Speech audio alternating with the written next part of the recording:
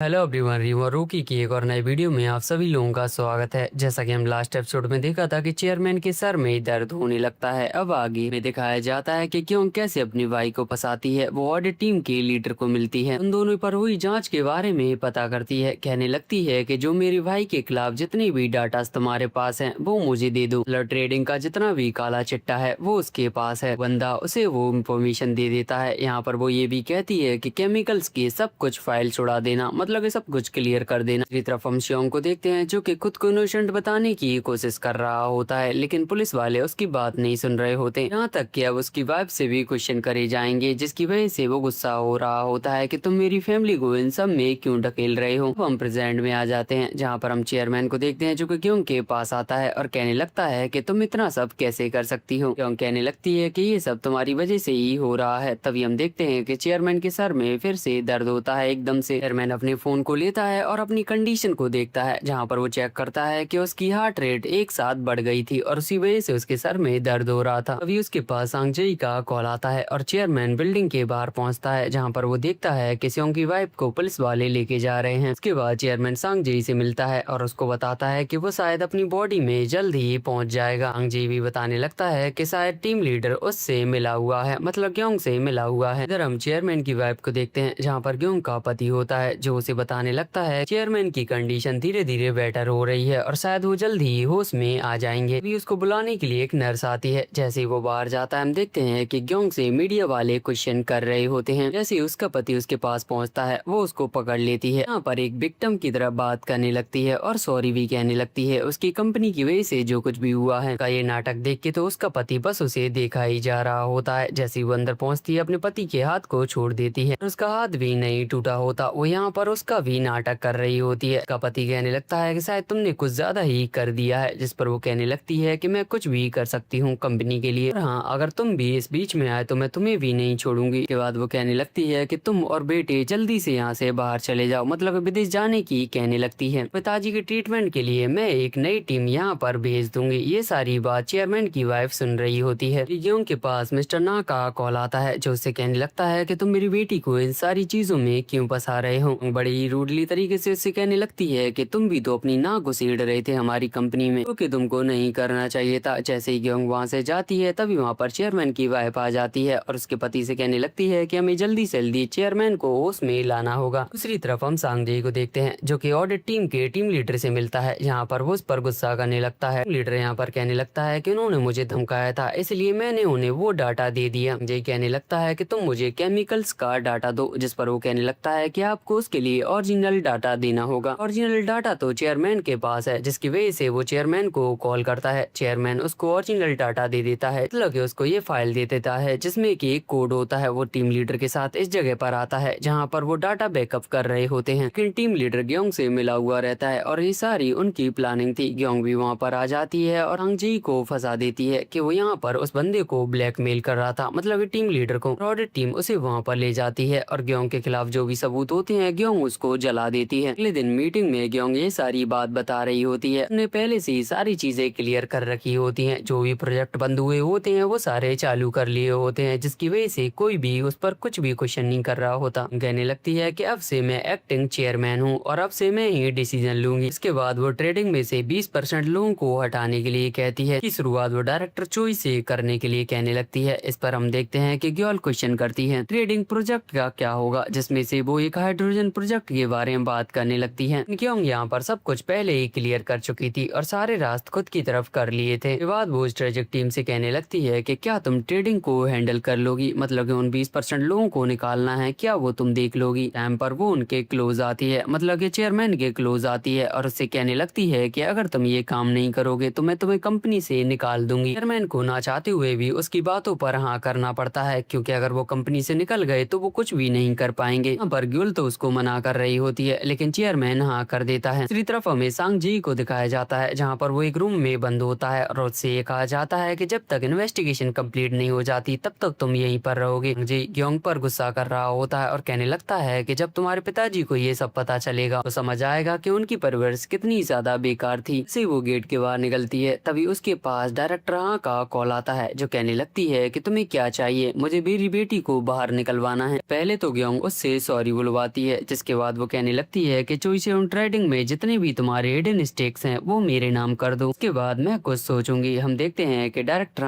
बहुत ज्यादा गुस्से में होता है और अपने फोन को तोड़ देता है। दूसरी तरफ सभी लोग इनसे दूर भाग रहे होते हैं और ये दोनों चेयरमैन पर गुस्सा कर रहे होते हैं कि तुम्हें एक्सेप्ट करने की जरूरत क्या थी। किम कहने लगते हैं कि जिनके साथ हम पहले काम करते थे अब हमें उन्हें निकालना पड़ेगा। तुम्हें पता है कि लोग हमारे ऊपर कितना ज्यादा गुस्सा करेंगे। चेयरमैन कहता है कि हमारे पास इसके अलावा कोई भी रास्ता नहीं था, अगर हम बाहर निकल जाते तो हम क्या करते। इस सीन में हम चेयरमैन को देखते हैं जहाँ पर वो एचआर को निकालना स्टार्ट करता है। लोग बहुत ज्यादा गुस्से में होते हैं और फ्रस्ट्रेट भी होते हैं, जिसकी वजह से ग्योल उन्हें देख रही होती है और ग्योंग के पास पहुंच जाती है। कहने लगती है कि तुम उन लोगों के साथ ये सब क्यों कर रहे हो। ग्योंग कहने लगती है कि अगर तुम उन लोगों को बचाना चाहती हो तो एक काम करो, जो भी तुमने मेरी कंपनी में 30% शेयर यूज किया था उसे मेरे नाम कर दो। सुनने के बाद वो चेयरमैन के पास पहुंचती है और उसे कहने लगती है कि उन लोगों को तुम कब तक निकालते रहोगे। लोगों ने हमारी कंपनी के लिए इतना कुछ काम किया है, हम इन लोगों को ऐसे ही नहीं निकाल सकते। कहने लगती है कि क्यों ना मैं अपने 30% उसके नाम कर दूं, जिस पर चेयरमैन मना कर देता है। कहने लगता है कि किसी दिन वो स्टेक्स बहुत ज्यादा हाई होंगे और हर एक स्टेक की कीमत बहुत ज्यादा होगी। सुनने के बाद वो उस पर गुस्सा करने लगती है और कहने लगती है कि तुम में और मेरी बहन में कोई भी फर्क नहीं है, जो तुम करना चाहते हो वो तुम कर सकते हो। उसके बाद वो नाइट में मिस्टर किम के साथ यहाँ पर बैठी हुई होती है और अभी भी गुस्से में होती है। कहने लगती है कि वो ऐसा कैसे कर सकता है। मिस्टर किम कहने लगता है कि वो अपनी तरफ से पूरी कोशिश कर रहा है। दूसरी तरफ हम स्योंग की वाइफ को देखते हैं जो कि गुस्से में अपने पिता के पास पहुंचती है। लेकिन यहाँ पर वो देखती है कि ग्योंग पहले से बैठी हुई है, जिस पर वो कहने लगती है कि ये यहाँ पर क्या कर रही है। पिता कहने लगता है कि यहाँ पर एक डील के चक्कर में आई है, तुम बैठो और बात करते हैं। डील को कंप्लीट करने के बाद वो लोग यहाँ पर आते हैं। यहाँ पर हम देखते हैं कि ग्योल उन पर नजर रख रही होती है। अगली सुबह ग्योल और मिस्टर किम दोनों चेयरमैन के पास पहुंच जाते हैं। यहाँ पर किम उन दोनों की दोस्ती करा रहा होता है। तभी हम देखते हैं कि ऊपर से उसकी ग्रैंडमा की आवाज आती है। वो तीनों खाने के लिए अंदर पहुंच जाते हैं। यहाँ पर हम देखते हैं कि ग्योल उसकी दादी के लिए एक वॉच लेके आई हुई होती है। दादी मिस्टर किम का हाथ पकड़ लेती है और कहने लगती है कि हमें चारों तरफ नजर रखनी चाहिए। दूसरी तरफ हम चेयरमैन की वाइफ को देखते हैं जहाँ पर वो स्योंग के लिए खाना बनाकर लेके आई हुई होती है और उसे समझाती है कि तुम्हें गुस्से में नहीं अच्छे से सोचना होगा। तुम खाना खाने लगता है और अच्छे से सोचने लगता है। दूसरी तरफ हम इन लोगों को देखते हैं, पता चलता है कि ग्योंग कुछ ना कुछ तो कर रही है। यहाँ पर ये सभी लोग हाइड्रोजन डिवीजन की टीम मेंबर्स को देखने लगते हैं। देखते हैं कि ग्योंग उन सभी लोगों को ही निकाल रही है जो कि हाइड्रोजन डिवीजन में है। यहाँ पर वो बहुत ज्यादा गुस्से में होता है और कहने लगता है कि तुम मुझे पूरी सैलरी तक नहीं दे रहे हो। चेयरमैन यहाँ पर समझ जाता है कि जो कुछ भी चल रहा है वो ग्योंग कर रही है। सच का पता लगाने के लिए वो कुछ लोगों को चारों तरफ भेजते हैं और उनसे इंफॉर्मेशन निकालते हैं। इंफॉर्मेशन को निकालने के बाद उनको पता चलता है कि ग्योंग हाइड्रोजन डिवीजन को ताहा कंपनी को बेच रही है, यहाँ तक कि वो एम्प्लॉइज को भी वहाँ पर बेच रही है। की वजह से वो जल्दी जल्दी भागते हुए कंपनी में आते हैं, लेकिन वो लेट हो जाते हैं क्योंकि वो पहले ही डील को साइन कर चुकी थी। के बाद वो चेयरमैन से मिलती है जहाँ पर चेयरमैन गुस्सा कर रहा होता है और कहने लगता है कि तुम हाइड्रोजन बिजनेस को कैसे बेच सकती हो, जहाँ पर वो हमेशा से उसको बेचना चाहती थी। यहाँ पर ग्योंग उसके रीजन भी बताती है कि मेरे पिता ने कभी भी मुझसे अच्छे से प्यार नहीं किया, तो कुछ भी होता था वो अपने बड़े बेटे को दे देते थे। जिस पर चेयरमैन कहने लगता है कि इस सब में मेरी गलती है क्योंकि मैंने तुम पर ध्यान नहीं दिया। नाइट में चेयरमैन अकेला बैठा हुआ रहता है और इसी चेक को देखने लगता है। उसे जुन की बात याद आने लगती है। चेयरमैन उसके सामने कह रहा था कि मेरी कंपनी ऐसे ही बंद नहीं होने वाली। चेयरमैन खुद पर गुस्सा करने लगता है और कहने लगता है कि ये सब मेरी गलती है। भी उसके पास ग्योल का मैसेज आता है, कहती है कि उसने सांगजेई को ढूंढ लिया है। हम देखते हैं कि ये दोनों सांगजेई के पास पहुंच जाते हैं और उसको वहां से बाहर निकाल ले आते हैं। चेयरमैन सांगजेई को बाहर देखकर बहुत ज्यादा खुश होता है। जी चेयरमैन से कहने लगता है कि अब हमको क्या करना है, जिस पर ग्योल कहने लगती है कि अब हम क्या कर सकते हैं, वो पहले ही प्रोजेक्ट को बेच चुकी है। चेयरमैन कहने लगता है कि वो अभी भी चेयरमैन नहीं बनी है, अगर वो बन जाएगी तो हमारे लिए बहुत ज्यादा प्रॉब्लम होगी। चेयरमैन यहाँ पर कहने लगता है कि सारा इल्जाम हम चेयरमैन के ऊपर डाल देते हैं कि जो स्लेस फंड था वो चेयरमैन के नाम पे था। यही करके हम स्योंग को बचा सकते हैं क्योंकि ट्रेडिंग में अभी बहुत सारे उसके स्टॉक्स हैं, इसलिए वो चेयरमैन नहीं बन पाएगी। सुनने के बाद सांगजेई उस पर गुस्सा करने लगता है, मतलब यहाँ पर वो दिखावा कर रहा होता है कि तुम चेयरमैन के साथ ऐसा कैसे कर सकते हो। चेयरमैन कहने लगता है कि हमारे पास कोई और रास्ता नहीं है। तभी हम ग्योल को देखते हैं जो कि उसमें थप्पड़ मार देती है और कहने लगती है तुम हमेशा मेरे पिता को ही क्यों फंसाते रहते हो। वो कहने लगता है कि हमारे पास कोई और रास्ता नहीं है, तुम्हें जितनी नफरत मुझसे करनी है तुम कर सकते हो। सीन में ग्योल अपनी माँ के साथ होती है और ये सारी बातें अपनी माँ को बताती है। माँ भी इस बात पर अग्री होती है, कहने लगती है कि अगर इस जगह पर चेयरमैन होते तो वो भी यही करते, कंपनी को बचाने के लिए वो खुद को भी दाव पे लगा देते। तभी वहाँ पर ग्योंग आ जाती है और कहने लगती है कि क्या तुमने सांगजेई को छुड़ाया था। अगले दिन मीटिंग में हम ग्योंग को देखते हैं हैं जहाँ पर वो खुद की बड़ाई कर रही होती है। यहाँ पर वो सियोंग की वाइफ को भी उसकी जगह दिला देती है ट्रेडिंग में, लेकिन उसे नहीं पता था कि उसकी बाजी पलटने वाली है, क्योंकि तभी वहाँ पर सियोंग आ जाता है जो कहने लगता है कि मेरे सारे चार्जेस हट चुके हैं। ये न्यूज़ पर सांगजी बताने लगता है कि जो भी सेल्स फंड थे वो सारे चेयरमैन के नाम पे थे। तो हमें ये सीन दिखाया जाता है जहाँ पर हम सियोंग को देखते हैं जिसके सामने एक ग्यूल होती है जो कहने लगती है कि ये मैं तुम्हारी वजह से नहीं कर रही हूँ, ये मैं कंपनी को बचाने के लिए कर रही हूँ। तो यहाँ पर ये भी कहती है कि जो भी मैं कहूँगी तुम्हें सिर्फ वही करना होगा, क्योंकि चेयरमैन बनने के सपने पूरी तरीके से टूट चुके होते हैं, उसकी आंखें भी नम हो चुकी होती है। नाइट में हम इन लोगों को देखते हैं जो कि यहाँ पर सेलिब्रेट कर रहे होते हैं। टाइम पर हमें ग्योंग को दिखाया जाता है जहाँ पर वो हॉस्पिटल में होती है, अपने पिता को मारने के लिए आई हुई होती है। दूसरी तरफ हम जुन की दादी को भी देखते हैं, उनकी तबीयत बिगड़ रही होती है, उनको हेलुसिनेशन हो रहे होते हैं और वो नीचे जा रही होती हैं। चेयरमैन के पास एक मैसेज आता है, मतलब आईसीयू अलर्ट का, और हमें पता चलता है कि ग्योंग ने अपने पिता को मार दिया है। जैसे ये बात सियोंग को पता चलती है, वो ग्योंग के पास पहुंचता है और उसे पकड़ लेता है, कहने लगता है कि तुमने ये क्या कर दिया, तुम अपने हाथों से अपने पिता को कैसे मार सकती हो। चेयरमैन के मरने का आर्टिकल पब्लिश हो चुका होता है और इसी के साथ ये पार्ट यहीं पर खत्म होता है। मिलते हैं नेक्स्ट वीडियो में, तब तक के लिए लाइट्स कैमरा गुड बाय।